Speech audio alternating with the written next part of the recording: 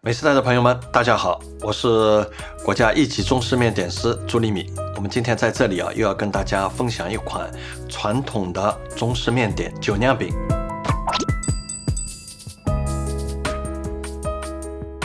首先呢，要把这个面粉倒在案板上，我们用手开个窝，加入这个酵母、糖，先加入这个酒酿。酒酿饼有两种做法，一种呢就像我们这样加入酒酿，连米连水一起加进去；还有一种做法呢就是发酵，发到它面团发酸，有一股酒酿的味道。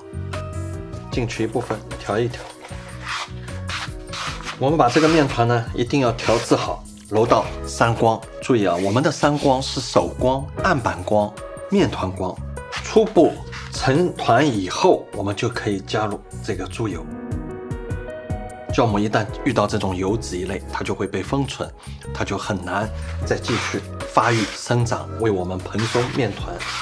所以呢，猪油要稍微晚一点的加入，稍微揉一会儿，盖好保鲜膜，让它松弛一会儿。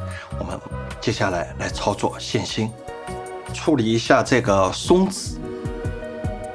经过这种翻炒以后，让它油脂包裹着表面的淀粉，产生一种糖的味道，让它更甜。换句话说，就是有一点锅气。你看这个颜色，淡淡的金黄色，一点点就好了啊。豆沙和松子来组合一下，然后我们来把豆沙都分割好，这样一料啊，7到8个就可以了。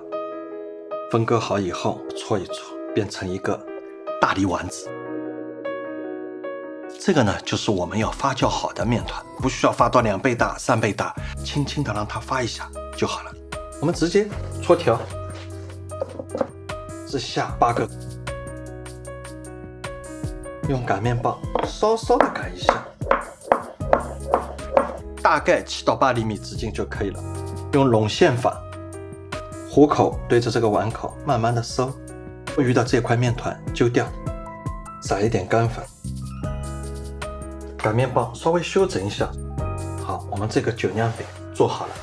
大冷天的时候，你把它放在温暖的地方，放个10分钟左右。像我们现在已经春意盎然，那这个时候都不需要放，做好以后就可以放到平底锅上面去烙，而且是干烙。锅子呢不需要预热，家里面的火调到中火，偏小一点。一般性要求1分半钟到2分钟进行翻面。我们再挑出一个看一下，太烫了，你看微微的上色，这个就可以翻面了啊。继续开火，加上锅，1分半钟。我们中途呢也要开一次盖，检查一下它的上色程度啊。哇，这个漂亮啊！我们这个时候要翻面，注意要2次以上的翻面啊。这个又1分半钟了啊。这个颜色你看到吗？金黄色，全部8个做好了。最开心的就是品尝自己的劳动果实。太烫了，掰开一个，哇！要不要稍微再冷一冷？不，我们就这么心急。